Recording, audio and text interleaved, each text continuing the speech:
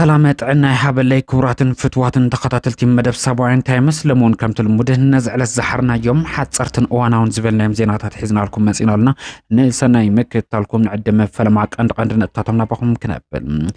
اب አዲስ አበባ ዝተቀናጆ ኦፕሬሽን ንምክያድን ምርጫን ምቁራጽ ዘንቀደ ኪዳን ሰሜን ኢትዮጵያ ዝተፋለ ጥምረት ከም ዝተመስረተ ተገሊጹ ንስርዓት ብልጽግና ድንጋጽ ዝፈጠረ እዚ ዜናዚ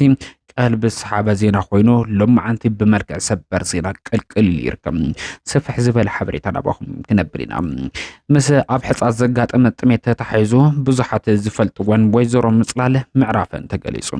عزيز زحزن زينا ايوه كنكافلكم هنا كاف كتما مقلس تسمع حبريتان ما خلي مبرق زملكت حدش حبريتا ونا كاتيتنا حبيركم نصنحو لايك كومنت شير سبسكرايب مقريت زنقعم ببزلكم وسنا يصنحيتم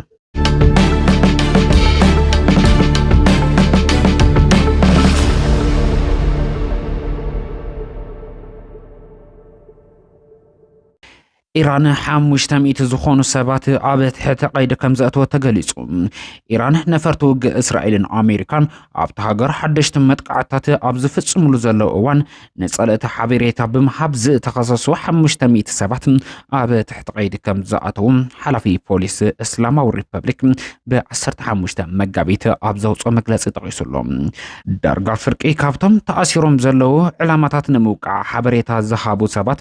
عبت متقعت زي تفتصم ملو بوتاتات تنقصايسم سئل وسيرم زسددو سبات مخوانم تحبريتا وسيخ يملاختم اتم عصرتي معس كم زتفصم جن اسكا حزين زرزر حبريتا يترخبن مع كان زينا ايران بعصرت حمشت مقابيت كل تشحن 26 باقوصصر معربان اب حيالو زوباتات اتهاجر بعصرت تزقصرو سبات كم زتاثرو محبره زذكريوم نابنت اب سميناو معرب ايران بزعبا وتخدرون صدتاون نبرت ايران ناب اسرائيل زرزر أقمامت أبوتا بمراخ بزقرب اللهم كسم إسرا سبعت عبد حت قيد كم زعتو صبصبه رويترز يملاخت قبل لما عند زوصو بركز والحبريتا يملاختم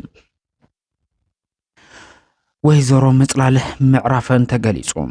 اب حصاصه اغاطيمو بزنبر درق انطميتن اب كبيد غسقلنا كم زنبر زري مثلن تزرغحم بزحات ون اب حصاص اغاطيمو زل حدغا نممكت سفيح منقصاص نخغبر مخنيات كوينن زصحا ويزورو مطلاله معرفن يستقلصم كما حبريتا متحوابر حصاصه اتنادم بتوفرز تغبر حاجز كنكن داتغبرلن والا كونت تصنحم تداخمن بمصنحن مس نافقتن افسدت اندالوا كم عرفا يستقلصم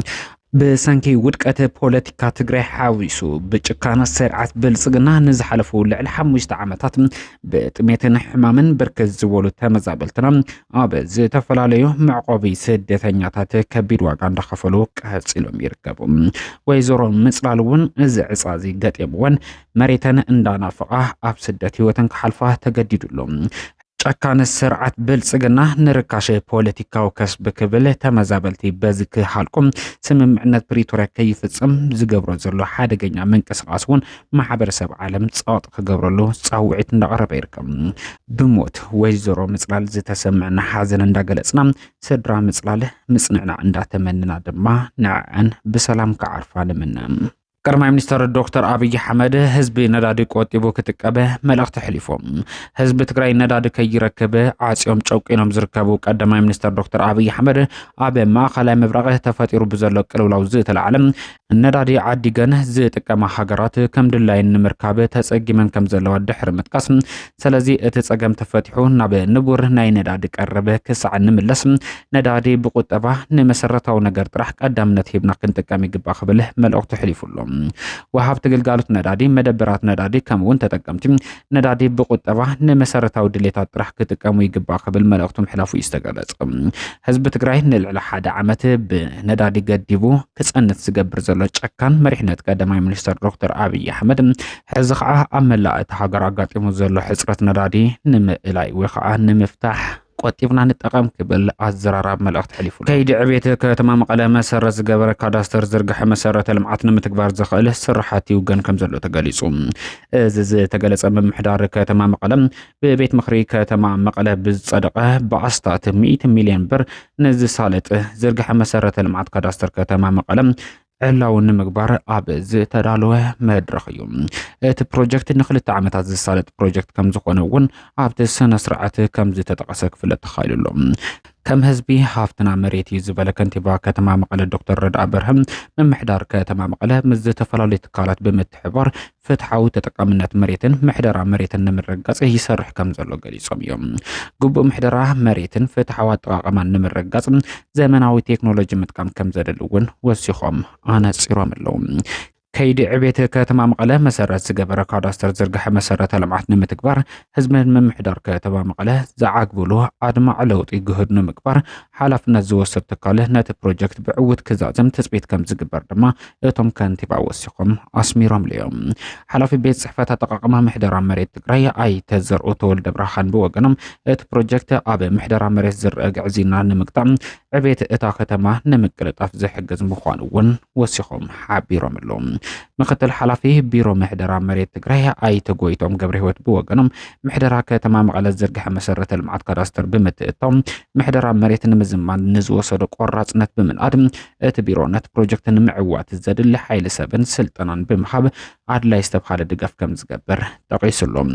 ነቲ ፕሮጀክት ብጨረታዊ ወሲዱ ንኸልምዕ ዝተረከበ ሓላፍነቱ ዝተወሰነ ትካል ናትኔት ኢንቴግሬሽን ትሬዲንግ ኤንድ ቴክኖሎጂ እንትኸውን መካየዲ ስራሕ እቲ ትካል ኣይተ ሃይላይ ወለ ገብርኤል ነዚ ሓላፍነት ወሲድና ናብ ስራሕ እንትንኣቱ ህዝቢ ዝረብሐሉ መሰረተ ልምዓት ተበጻሒ ንምግባር ብልዑል ሓላፍነት ንምፍጻም ከም ዝኾነ ሓቢሮም ኣለዉ ኣብ ኣዲስ አበባ ዝተቀናጀወ ኦፕሬሽን ንምክያድን ምርጫን ንምቁራጽን ዘንቀደም ኪዳን ሰሜን ኢትዮጵያ ዝተብሃለ ጥምረት ተመስሪቱ ኣብ ኢትዮጵያ ኣብ ዓመት ክካየድ መደብ ተታሒዙሉ ዘሎ ምርጫ ንምቁራጽን ንስርዓት ብልጽግና ብዝተወሓደ ቅልጽም ሰሜን ንምፍራስ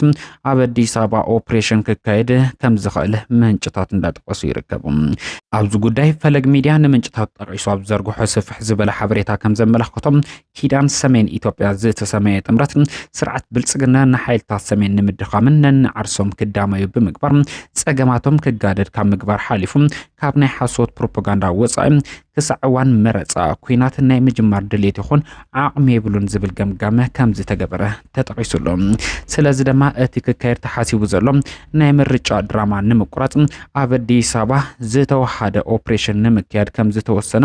ምንጭታት ፈለግ ሚድያ መጥቃሶም እዩ እቲ ሓበሬታ ዘመላኽት እዚ ብታሪክን ብዓሌትን ዝተኣሳሰረ ሕጂ ድማ ንሓበራዊ ዕላማን ህልውናን ብቃልሲ ኪዳን ዝተስማዕማዕ ሓይሊ ሰሜን ኢትዮጵያ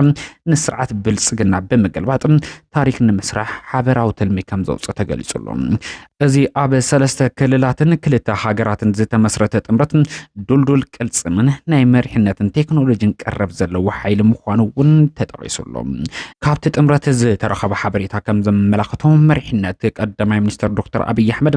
ኣብዚ ዝመጽእ ክልተ ወርሒ ኩናት ናይ ምክያድ ድሌት ከም ዘይብሉ እንተተላዒሉ ግና ድሕር ምርጫ ክኸውንን ንኤርትራ ንምውራር እውን መደብ ዘለዎ ምዃኑ ዘመላኽት ሓበሬታ ከም ዝረኸበ ይጠቅስ ስለዚ ናይ ሓቂ ዘተ እንተዘይተገይሩ እቲ ምርጫ ቅድሚ ምክያዱ ንኣዲስ አበባ ዕላማ ዝገበረ ዝተወሓደ ስጉምቲ ኦፕሬሽን ከም ዝካየድ ኣጠንቂቁሉ ኣብ መንጎ ሰሜን ኢትዮጵያን ማእኸላይ ኢትዮጵያ ዘሎ ዘይምርዳም ስርዓት ብልጽግና ሰሜናውያን ብምድኻም ስልጣኑ ውሕስ ንምግባር ዝጀመሮ ሓደገኛ ፕሮጀክት ብምዃኑ እዩ ዝብሉ ብርክት ዝበሉ ተንተንቲ ፖለቲካ ኣብዚ ዓመት እዚ ዝካየድ መረፃ ኢትዮጵያ ሰላም ዲ ኩናት ከመፅን ዝብል ሕቶ ቀልቢ ሰሓቢ ኮይኑ ቀልቀሊል ይርከብ ስርዓት ብልጽግና ስምምዕነት ፕሪቶሪያ ፈጺሞ ሰላም ሰሜን ከመፅእ ኣብ ክንደ ምስራሕ ሸርሕታት ፍሒጹ ትግራይ ንምክፋል ዝኸዶ ርሕቀት ከቢድ ዋጋ የክፍሎ ከም ዘሎ ዝተገለጸ እንትኸውን ድሕሪ ሕዚ ኣብ መንጎ ሰሜናውያንን ማእኸላዊ መንግስቲ ኢትዮጵያ ክህሉ ዝኽእል ድርድር እንተሃሉ እቲ ድርድር እውን ናይ ስግግር መንግስቲ ዝፈጠር ጥራሕ ናይ ምዃን ዕድል ከም ዘለዎ እንዳተገመተ ይርከብ